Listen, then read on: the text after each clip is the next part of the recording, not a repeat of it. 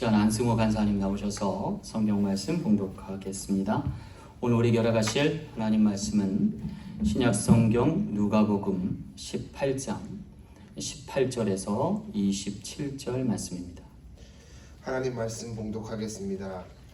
어떤 관리가 물어 이르되 선한 선생님이여 내가 무엇을 하여야 영생을 얻으리이까? 예수께서 이르시되 내가 어찌하여 나를 선하다 일컫느냐? 하나님 한 분 외에는 선한 이가 없느니라. 내가 계명은 안 하니 간음하지 말라, 살인하지 말라, 도둑질하지 말라, 거짓 증언하지 말라, 내 부모를 공경하라 하였느니라. 여짜오되 이것은 내가 어려서부터 다 지켰었나이다. 예수께서 이 말을 들으시고 이르시되 내게 아직도 한 가지 부족한 것이 있으니 내게 있는 것을 다 팔아 가난한 자들에게 나눠주라. 그리하면 하늘에서 내게 보화가 있으리라. 그리고 와서 나를 따르라 하시니 그 사람이 큰 부자이므로 이 말씀을 듣고 심히 근심하더라. 예수께서 그를 보시고 이르시되 재물이 있는 자는 하나님의 나라가 들어가기가 얼마나 어려운지 낙타가 바늘기로 들어가는 것이 부자가 하나님의 나라로 들어가는 것보다 쉬우니라 하시니 듣는 자들이 이르되 그런즉 누가 구원을 얻을 수 있나이까? 이르시되 무릇 사람이 할 수 없는 것을 하나님은 하실 수 있느니라. 아멘. 잠시 기도하고 말씀 듣겠습니다. 좋으신 아버지 하나님, 들을 귀 열어주시며 마음밭 열어주시어서 하나님 말씀에 화답하며 믿음으로 순종하여 축복의 결실을 많이 얻게 하시되 더 많은 것으로 섬기게 하시고 더 가치 있는 것으로 나누게 하셔서 주의 영광 드리울 수 있는 한 주의 삶이 되게 하옵소서. 모든 것 감사드리며 거룩하신 예수님 이름으로 간절히 기도하옵나이다. 아멘. 할렐루야. 아멘. 과다한 업무에 지칠 대로 지쳐있던 한 직장인이 하루는 꿈을 꾸었습니다. 놀랍게도 그는 자신의 눈을 의심치 않을 수 없었습니다. 이은즉슨 꿈에도 그리던 곳으로 와 있었기 때문입니다. 그럴 수밖에 없던 것이요, 자기가 누워있던 침대는 그처럼 편안할 수가 없어요. 얼마나 잠을 개운하게 잤는지 만족함을 느낄 수 있었던, 또 거기에는 아침마다 자기를 깨우면서 출근하라고 닥달하는 아내도 그의 성화도 없었답니다. 물론 그곳에는 직장 상사의 잔소리도 없었고 따라서 일에 시달릴 필요도 없었답니다. 게다가 그의 옆에는 그림자처럼 수종드는 수행 비서가 있어서 언제나 자기 말에 대기 상태로 머물고 있었답니다. 그는 속으로 생각했어요. 이야, 말로만 듣던 천국이 이런 곳이구나 라고 생각했습니다. 그런데 하루가 지나고 이틀이 지나고 얼마가 지나고 나니까 그렇게 좋던 것도 좀 지루하다라는 생각이 들었습니다. 무료한 느낌이 들었습니다. 그래서 좀 짜증도 나고 해서 하루는 수행비서를 불렀답니다. 내가 좀 쉴 만큼 쉬었는데 이젠 무료하고 지루해서 견딜 수 없어 그러니 뭔가 할 일을 좀 소개해 주십시오 라고 얘기했다. 그러자 수행비서가 답하더래요. 아이고 주인님, 죄송합니다. 혹시나 제가 뭔 불편을 끼쳐드린 건 아닌지 하명을 거두어 주옵소서 그래 얘기하더래요. 그러자 이 직장인이 그게 아니고요, 너무 할 일 없으니까 지루하고 답답하고 짜증나서 견딜 수가 없어 그러니 내가 좀 뭔가 할 일을 좀 찾아주셨으면 좋겠어요 라고 답했대요. 그러자 수행비서가 정색을 하며 이야기하더래요. 아유, 이곳에 있는 것은요 모든 것이 제공되니까 걱정하지 마시고 아무 말씀도 말아주시면 좋겠습니다 그런 거예요. 그러면서 이야기를 덧붙이기를, 이곳에는 모든 것이 가능한데 한 가지 금지된 것이 있습니다. 그게 뭔데요? 자기 손으로 어떤 일을 해서도 안 됩니다. 그 말을 듣고 있던 이 직장인이 화가 났어요. 정색을 하면서 얘기해요. 아무리 천국인들 무슨 소용이 있습니까? 예? 차라리 지옥이 이보다 나을 것 같습니다 라고 얘기했어요. 그러자 수행비서가 또 한 번 정색하며 이야기했더래요. 아니 그럼 당신이 지금까지 여기가 천국인 줄 아셨습니까? 라고 반문하더래요. 여기가 바로 지옥입니다 라고 얘기해 주더래요. 사랑하는 성도 여러분, 혹시나 우리 삶에 뭔가가 부족하다고 여기고 계시진 않습니까? 우리가 부족하다고 느끼는 순간부터 사실 지옥의 문이 열릴지 모릅니다. 에덴 동산의 타락을 우리가 엿볼 때에 무엇이 부족하고 더 갖고 싶다는 욕심이 결국 그들을 타락케 했고 동산에서 쫓겨나게 했던 것을 볼 수 있습니다. 따라서 오늘 우리는요, 어떤 순간 어느 곳에 있든지 항상 기뻐하고 쉬지 말고 기도하고 범사에 감사할 수 있는 저 여러분 되시길 간절히 소망합니다. 오늘 본문 말씀에서도 보면 무엇 하나 부족함이 없어 보이는 한 부자 청년이 주님께 나와 자신의 부족함을 찾고 있습니다. 그것은 다름 아닌 영생의 비밀이었습니다. 그의 질문의 요지는 이와 같았습니다. 내가 무엇을 하여야 영생을 얻으리까? 그런데 주님은 그 질문에 답하지 않으십니다. 근심하여 돌아가는 부자 청년을 보고서 제자들이 그때 또다시 묻습니다. 누가 구원을 얻을 수 있나이까? 그때 주님이 그 물음에는 답을 하십니다. 사람으로 할 수는 없으되 하나님은 하실 수 있느니라 라고 답하셨습니다. 사랑하는 성도 여러분, 우리는 지금 부족함이 없어 보이는 미국 땅에 살고 있습니다. 과연 누가 구원을 얻을 수 있을까요? 오늘 말씀을 통해 귀한 깨달음 얻는 저와 여러분 되시길 간절히 소망합니다. 첫째로 구원 얻을 자는 주 안에서 선입견이 없는 자입니다. 18절 말씀 보겠습니다. 어떤 관리가 물어 이르되 선한 선생님이여 내가 무엇을 하여야 영생을 얻으리까 했습니다. 여기 부자 청년이요 굉장한 고민거리를 가지고 주님께 나와 묻습니다. 그것은 영생에 관한 물음입니다. 근데 주님의 반응이 영 달갑지 않았어요. 주님이 뭐라 답하셨냐면 어찌하여 나를 선하다 일컫느냐? 하나님 한 분에는 선한 분이 없느니라 그랬어요. 좀 뉘앙스를 좀 더 살려볼까요? 야, 네가 나를 어떻게 선하다 말할 수 있냐? 하나님 한 분에는 선한 이가 없지. 이렇게 답하신 거예요. 여러분, 주님이 왜 그의 진지한 고민에 답을 하지 않으시고 격한 반응을 보이셨을까요? 더 심각한 것은요, 이 주님의 반응이 단순 반응이 아니라는 거예요. 거기에는 굉장히 의미심장한 발언의 소지가 있다는 거예요. 마치 선악을 알게 하는 나무의 열매를 따먹은 아담을 부르시는 하나님의 나직하면서도 강경한 어조가 담겨 있다는 거예요. 과연 부자 청년의 질문에 뭐가 잘못된 걸까요?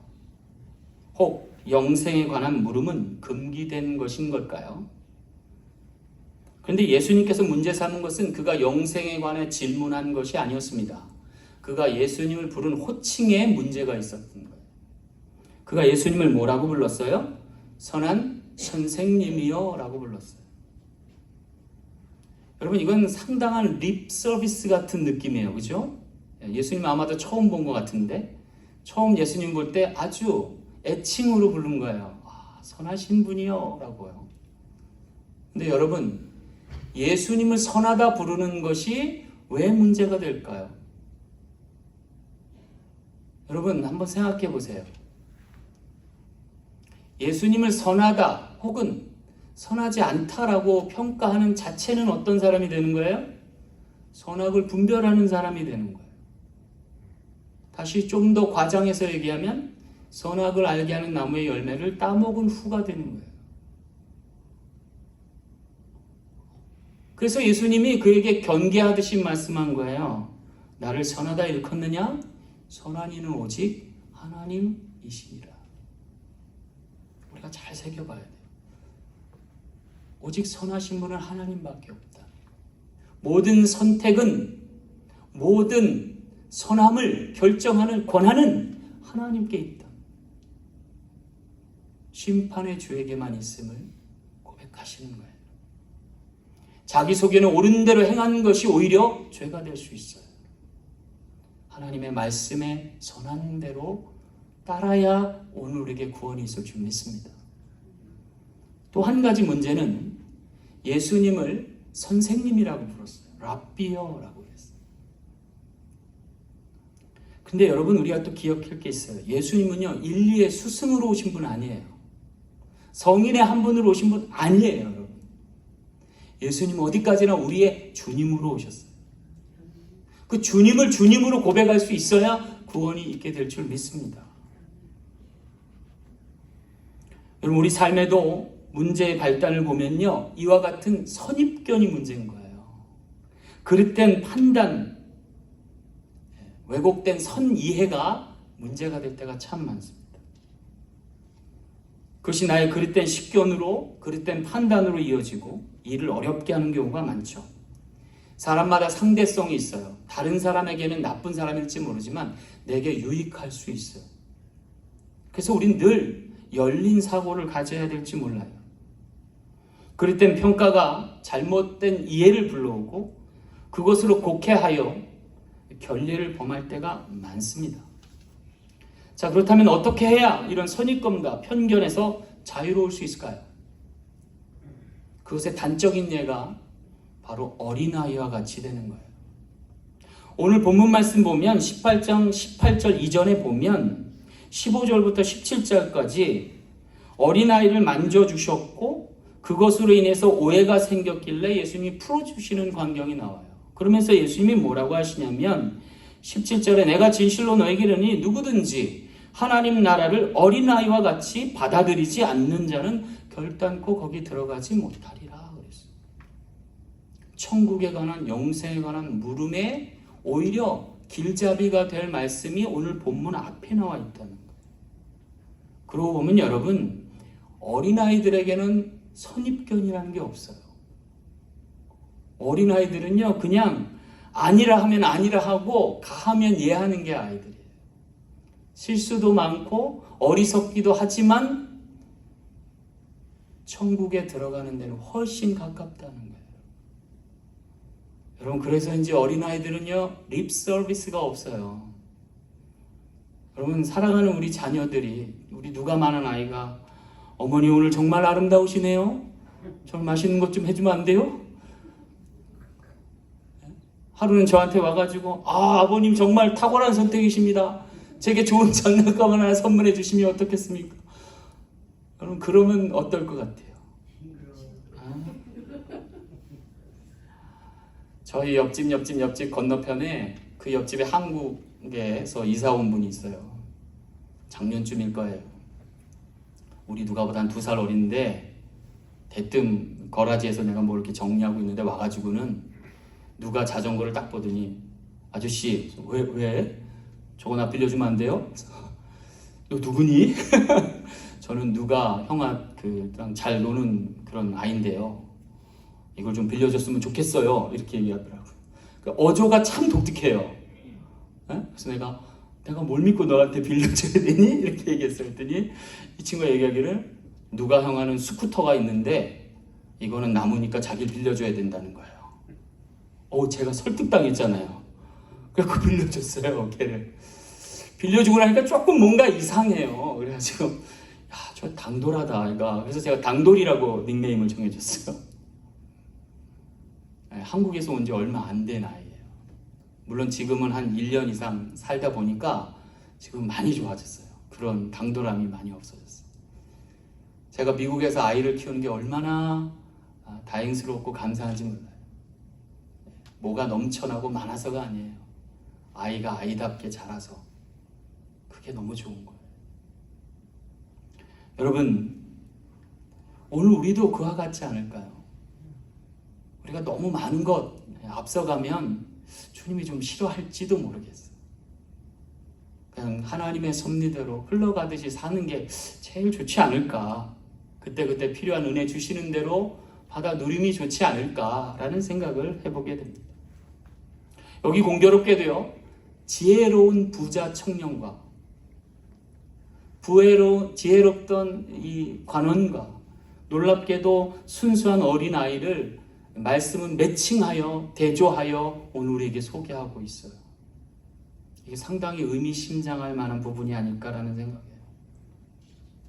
여러분, 천국은요, 무엇을 얼마나 잘 알아서 가는 곳이 아닐지 몰라요. 오히려 어떻게 잘 믿어야 가는 곳일 수 있다는 생각이죠. 여러분, 우리가 잘 생각해 봐야 돼요. 아는 것과 믿는 것의 차이를.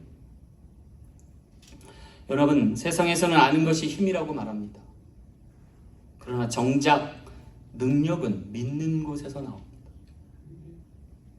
여러분, 아는 것은 천국의 문턱까지 우리를 인도할지는 모르겠어요. 하지만 정작 들어가려면 믿어야 합니다. 지금 부자 청년은요, 자신이 무엇을 해야 천국에 들어가고 영생을 얻을지를 묻고 있습니다. 그런데 과연 그가 정말 몰라서 묻고 있는 걸까요?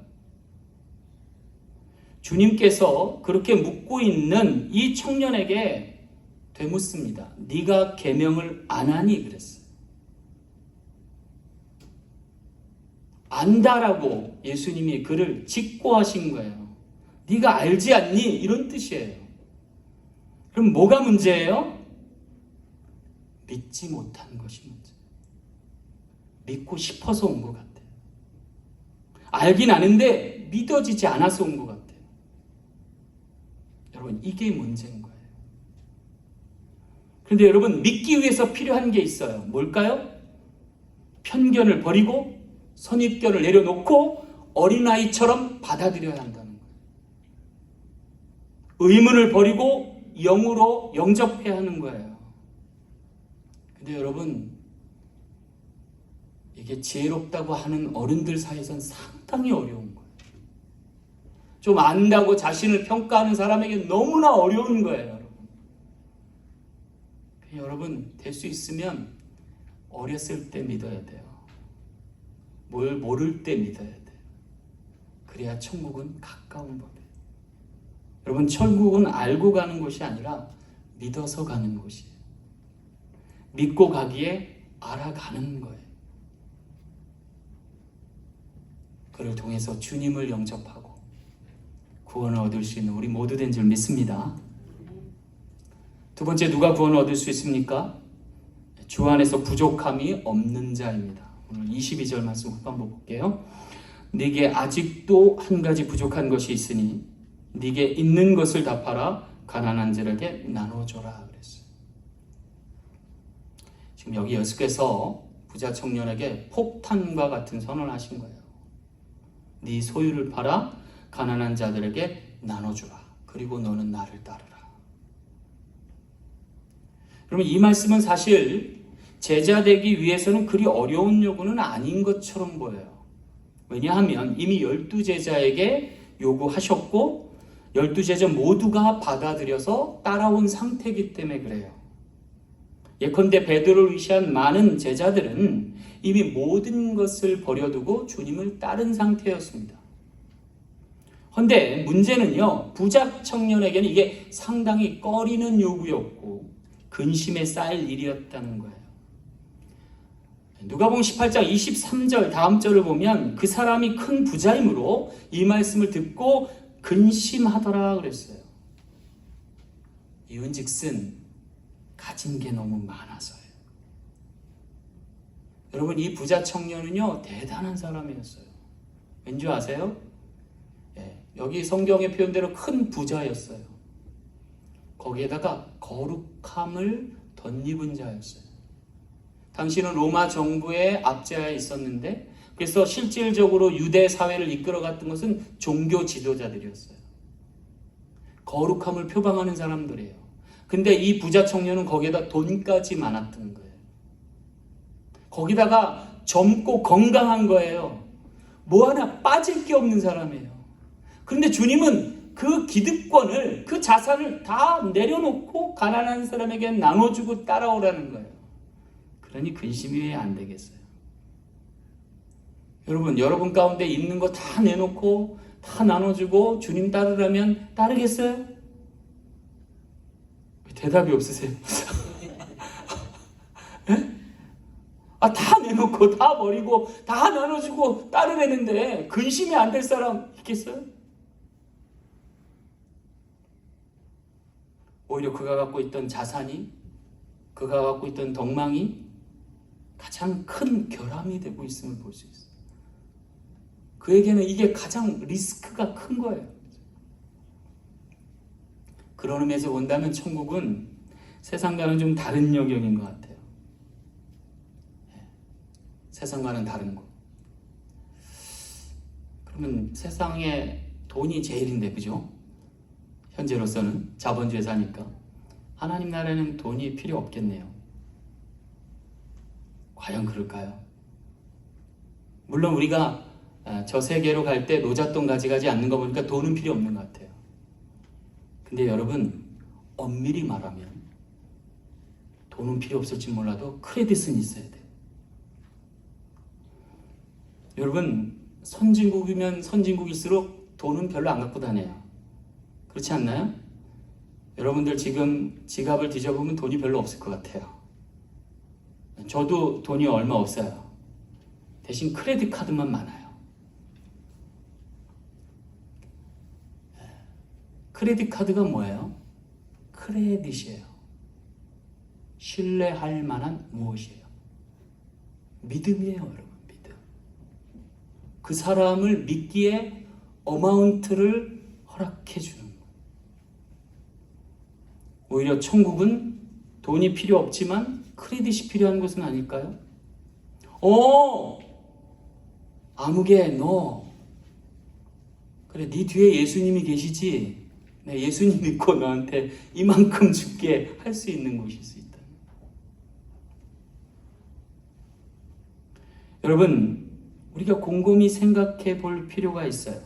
과연 하나님 나라에 뭘 가지고 갈까라고. 여기 부자 청년은 보면요, 더 많이 더 악착같이 모아 가지고 가야 한다고 생각할지 모르겠어요. 그래서 뭐가 더 필요한가를 물은 거죠, 천국에 가려면. 그런데 예수님께서는 그에게 뭐라고 하셨어요? 천국은 더 많이 모아 가지고 갈 것이 아니라 더 많이 써야 할 것을 얘기한 거예요. 좀 어렵죠? 쉽게 설명해 볼게요. 여러분, 교회는 뭘 얻으려 오는 것입니까? 아니면 가진 것을 나누는 곳일까요?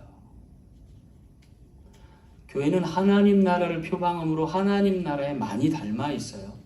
세상에 있지만 세상의 기준과 다른 기준이 적용되는 것이에요. 여러분, 우리가 고민해야 돼요. 교회를 통해서 뭔가 얻어갈 사람으로 생각하는 사람은 잘못 온 거예요, 교회에. 그러면 시험에 들기 딱 좋아요. 교회는 여러분, 뭔가를 잘 써야 돼요. 그렇지 않나요? 여러분, 교회 오면 쓸 게 참 많아요. 먼저 헌금을 드려요. 헌금도 한두 가지가 아니에요. 11조 드려야죠. 감사헌금 드려야죠. 선교헌금 드려야죠. 구제헌금 드려야죠. 남성교 회비내야죠. 여성교 회비내야죠. 거기다가 강단 헌화해야죠. 뭐 친교하라고 하지요. 거기다가 뭐 또 헌물하라고 하죠. 기부하라 하죠. 맨 쓸 것 투성이에요, 여러분. 가져갈 걸 하나도 없고. 벌써 시험이 들지 않으세요, 여러분? 그럼 왜 이렇게 교회는 써야 할 곳이에요? 쓸 게 많은 곳이에요? 천국 가다가 지쳐 죽겠네요, 그죠? 그 얘기는 천국 가면 쓸 일이 더 많다는 얘기예요. 천국 가서는 벌일보다 쓸 일이 많을 것 같다는 생각이 들어요. 교회를 보면. 그럼 여기서 왜 이렇게 많이 쓰고 또 써야 하나? 쓰는 법을 배우게 하기 위해서 하나님이 허락하신 공간이, 시간이 교회와 신앙생활일지 모른다는 생각을 해봐요. 여러분, 교회에서도요, 잘 쓰셔야 돼요. 어떤 분 보면 내가 좀 가진 게 많아, 좀 의시되고 싶고 자랑하고 싶어. 그래서 교회 와서 이렇게 저렇게 흥청망청 쓰면요, 돈 쓰고도 욕먹어요. 그렇지 않나요? 야, 저 사람 돈 많은가 봐. 여기도 개척하고 저기도 손뜻 내고. 그러면 뒤에서 좋아할 줄 알았는데 뒤에서 오히려 막 그냥.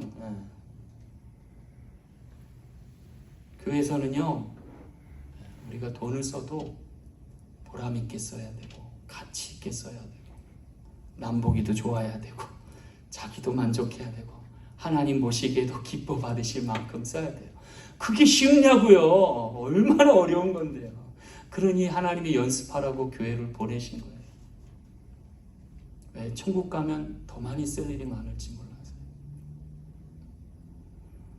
여러분 어떻게 신앙생활 해야 될까요? 쓰고도 욕먹을 수 있는 교회에서 어떻게 하면 신앙생활 잘할 수 있을까요? 오늘 성경은요 그 예를 보여주고 있어요. 오늘 누가복음 18장인데 한 장을 넘어가면 누가복음 19장이 나와요. 그렇죠? 거기 보면 어떤 인물이 하나 나오냐면요 삭개오라고 하는 사람이 나와요. 예수님께 칭찬받은 사람이에요. 이 사람이 돈을 어떻게 쓰는가요? 자신의 재산의 절반을 떼어서 가난한 자들에게 나눠줘요. 네 것에 토색한 것이 있으면 4배를 갚아요. 그리고 주님을 극진히 맞이해요. 주님만 맞이한 게 아니라 주님을 따라다니는 똘마니들까지 다 먹여줘요. 예수님이 잃어버린 영혼을 구했다고 아주 흡족하시고 만족해 하시는 모습이 보여요. 삭개오가 뭘 많이 가져서가 아니었어요. 가치 있게 사용하는 것을 보고 변화된 존재인 것을 보고 주님이 기뻐하시면서 칭찬하시고 인정하신 거예요. 그렇다고 보면 천국과 영생은 소유의 문제가 아닌 것 같아요. 존재의 변화의 문제인 것 같습니다. 다시 말해 내가 얼마를 더 소유해야 할 일이 아니고 내가 어떻게 변화해야 할 일임을 알려주는 거죠. 내가 얼마나 더 축복을 받아야 할까의 문제가 아니고 내가 어떻게 하면 축복의 통로가 될까 하는 문제라는 거예요. 내가 무엇을 얼마나 소유할 때 일어나는 것이 아니고 내가 주님의 소유가 될 때 나타나는 거예요. 여러분 우리가 그분의 소유가 될 때 어떠한 것이 나타날까요? 내려놓음이 가능한 거예요. 주님께 맡김이 가능한 거예요. 여러분 달란트 비유를 보시나요? 거기 5달란트 받은 자와 2달란트 받은 자 착하고 충성된 종의 어떤 모습이 하나님께 칭찬받던가요?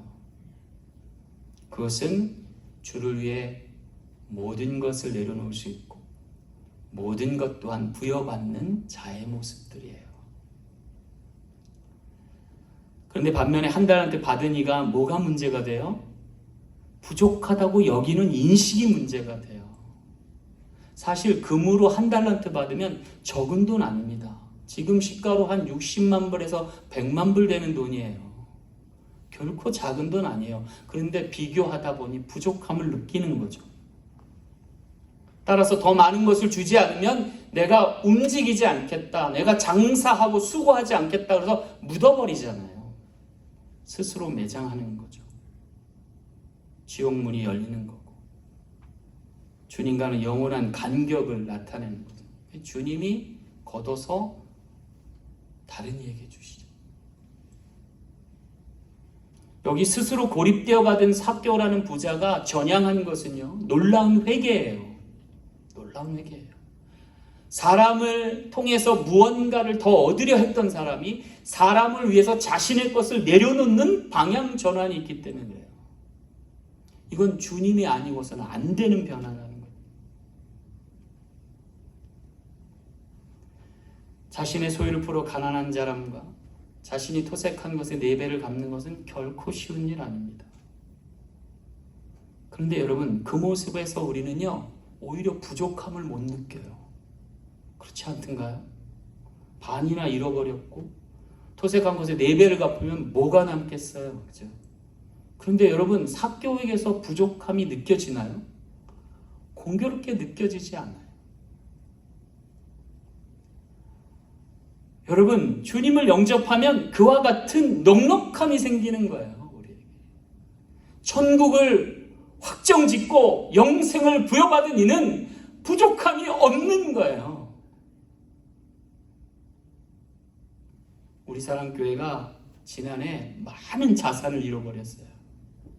그나마 갖고 있던 거 싹 다 잃어버리고 빈손돼서 나왔잖아요. 제가 여러분 양복이 딱 2벌이에요. 다 놓고 와가지고 이거 바꿔 입느라고 고생이 많아요. 제가 갖고 있던 책들 다 놓고 왔어요. 쓰던 물건 다 내려놓고 왔어요. 근데 여러분, 수개월이 지난 지금 저는 제가 부족한지 모르고 있어요. 우리 교회도 부족함이 없어 보여요. 그렇지 않나요? 이건 대단한 은혜입니다. 저는 정말 많은 은혜를 받아요. 요새. 내가 주 안에 있으니 부족함이 없으리로다. 주님이 나의 목자 되시니 내게 부족함이 없습니다를 많이 느껴요. 그리고 우리 교회가 천국과도 같은 교회임을 절실히 깨닫습니다. 무엇이 많아서가 아니라 믿음의 부유에서고 주님이 이곳에 임재해서다. 사랑하는 성도 여러분, 구원을 얻을 수 있는 자 누구입니까? 주 안에서 부족함이 없는 자인 줄 믿습니다. 주 안에 거할 수 있는 우리 모두 되어서 천국을 유업으로 받을 수 있는 저와 여러분 되시길 간절히 소망합니다. 마지막 누가 구원을 얻을 수 있습니까? 주 안에서 능치 못함 없는 자입니다. 오늘 25절 말씀 보겠습니다. 낙타가 바늘귀로 들어가는 것이 부자가 하나님 나라에 들어가는 것보다 쉬우니라 그랬어요. 여기 부자가 하나님 나라에 들어가기에 어려움이 호소되고 있어요. 그러면서 주님이 낙타와 바늘귀의 비유를 들어주셨어요. 이 비유는 부자가 천국에 들어가는 것이 얼마나 어렵는가를 이야기해주고 있어요. 제가 보기에는 불가능해 보여요. 왜냐하면 낙타가요, 사람보다 1.5배, 2배 커요. 그게 요만한 바늘귀에 들어간다는 것은 현실 불가능하다는 얘기죠. 성경은요, 많은 과장법이 소개되어 있어요. 그러면서 우리에게 무언의 메시지를 주시는데, 제가 궁금한 건 뭐냐면 커다란 짐승이 많은데 왜 하필 낙타냐는 거예요. 구멍도 여러 가지인데 왜 하필 바늘 구멍이냐는 거예요. 그거 한번 생각해 보셨어요? 이건 제 개인적인 깨달음이에요. 낙타가 무슨 짐승인가 제가 묵상했어요. 낙타를 언제 이용하나? 낙타는 주로 사막을 건널 때 이용하죠. 근데 여러분, 이스라엘에서 사막을 건너는 건요, 다른 나라로 간다는 얘기예요. 그죠? 그렇다면 낙타는 먼 다른 나라로 이주할 때 필요한 짐승이에요. 아주 요긴한 짐승. 다시 말하면 이것은 천국과 관련이 있어요. 우리가 천국을 가는 것은 먼 나라로 이주할 일이에요. 여기서 해결할 문제가 아니라 가야 된다니까요. 가는데 사막 같은 것이 가로놓여 있어요. 마치 오늘 우리의 인생이 사막과 같은 아주 고행길임을 얘기하는 거예요. 그럴 때 아주 유용한 낙타가 있으면 아주 좋겠다는 생각이에요. 자, 근데 문제는요, 이 바늘귀예요. 저는 바늘귀는 제 개인적으로는 이게 천국문일 수 있겠다는 생각을 해요. 성경에 보면 좁은 문이 나오잖아요. 그죠? 좁은 문 그러잖아요. 천국문은 좁은 문. 근데 이게 그 문이 얼마나 작냐면 바늘구멍만하다는 거예요. 그러니 아무리 유용한 낙타를 등에 업고 그리고 천국에 이르러서도 그 문으로 들어가기가 어렵다는 거죠. 불가능하다는 얘기예요. 사람으로서는. 그 주님이 뭐래요? 사람으로는 안 된다는 거예요. 오직 하나님으로만 하실 수 있다는 거예요. 할렐루야.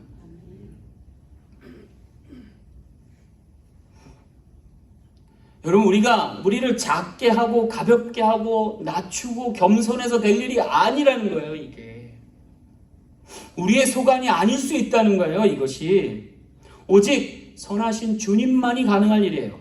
왜냐하면 그분이 천국의 문이시기 때문에 그래요. 요한복음 10장 9절 말씀에 얘기하세요. 내가 문이니 누구든지 나로 말미암아 들어가면 구원을 받고 또는 들어가며 나오며 꿀을 먹으리라 그랬어요. 무릇 사람으로 할 수 없는 것을 하나님은 하실 수 있느니라 라고 규정합니다. 주님으로 천국 갈 수 있는 저와 여러분들 시간 될 소망합니다. 능치 못함 없으신 주님을 통해 천국문 여실 수 있는, 그리고 영생을 누릴 수 있는 우리 모두 되어지길 간절히 소망합니다. 말씀 맺겠습니다. 한 대기업 CEO가 하루는 한국의 유명한 대학을 방문해서 성공에 대한 강연을 하게 됐답니다. 근데 좀 주목할 것은요, 이 강연에 부제가 있어요. 부제를 이렇게 조그만 글씨로 써놨는데 이거 뭐냐면 성공을 위한 1000억짜리 강의 그랬어요. 1000억 소리를 낸 거죠. 도대체 얼마나 가치 있는 강연이기에 1000억짜리일까 싶어서 수많은 학생들이 몰렸답니다. 강의실, 큰 강의실을 빼곡히 채운 그곳에 한 중년 신사가 이윽고 들어오더니 자기소개를 정중히 하고 칠판에 아주 커다란 글씨로 1000억 하고 써놨대요. 1000억을 딱 써놓고 질문을 하더랍니다. 학생들 사이에서 와 하고 탄성이 일어나면서 여기저기 수군거림이 넘쳐났습니다. 아마도 학생들은 이 강연의 무게가 성공의 무게를 가늠하는 것 같아서 그랬는지 모르겠습니다. 이윽고 강사는 소론한 장례를 아우르며 칠판에 적힌 1000억 원의 의미에 대해서 묻더랍니다. 여러분, 여기에 적힌 1000억 중에서 0이 의미하는 바가 뭔지 아십니까? 라고 물었대요. 아무도 대답을 못하자 그가 얘기합니다. 여기서의 첫 번째 0은 부자가 되기 위한 노력이라고 하는 것을 말합니다. 어떤 노력입니까? 물었더니 종잣돈을 얻을 노력입니다. 부자가 되려면 종잣돈이 반드시 있어야 되는데 이건 모으기가 쉽지 않습니다. 먹을 거 안 먹고 살 거 안 사고 쓸 것 모아야만이 얻을 수 있는 돈이기 때문입니다. 그러더래요. 그 학생들이 고개를 끄덕였대요. 그리고 계속 이어가면서 두 번째 영은 뭔지 아십니까? 묻더래요. 그래서 이렇게 지켜봤더니 이 CEO가 얘기하기를 이것은 부자가 지켜야 할 신용, 곧 믿음을 말합니다. 부자가 되려면 신용이 있어야 된다는 거예요. 얼마간의 돈을 잃어도 이 신용을 지켜야 큰 부자가 될 수 있다는 거예요. 그래서 또 학생들이 고개를 끄덕였어요. 계속 이어서 또 세 번째 영은 뭘 가르치나 아십니까? 물어요. 이 CEO가 말하기를 이것은 지속적으로 가져야 할 우리의 태도를 말합니다. 그리고 이것은 관리하는 그러한 태도입니다. 라고 얘기해줘요. 부자가 돈을 버는 것보다 더 어려운 것이 있습니다. 그거는 잘 지키고 관리하는 것입니다. 라고 얘기해줬어요. 그래서 학생들이 또 끄덕끄덕거렸어요. 그리고 잠시 인터벌을 갔더니 그럼 여러분 여기 마지막 1이 의미하는 게 뭔지 아십니까? 물어요. 그러면서 CEO가 답하기를 이것은 건강을 말합니다. 왜냐하면 건강을 잃으면 모든 것이 0이 됩니다. 여러분 오늘 우리 인생도 그와 같지 않을까요? 여러분 아무리 땡땡땡땡땡땡 많이 모아도요, 주님이 인정하지 않으시면, 주님이 영혼으로 인정하지 않으시면 꽝 되는 거예요. 우리 인생이요. 그러나 여러분이 주님을 주님으로 모시고 주를 영접하면, 그래서 주님이 우리를 인쳐주시면 우리는 모든 것 될 줄로 믿습니다. 우리의 구원은, 우리의 허락된 영생은, 천국은 주님으로 결정될 일입니다. 사람으로 할 수 없으되 하나님께서 하신 이 일을 믿고 주 안에서 승리하시는 저와 여러분 되시길 간절히 소망합니다. 기도하겠습니다.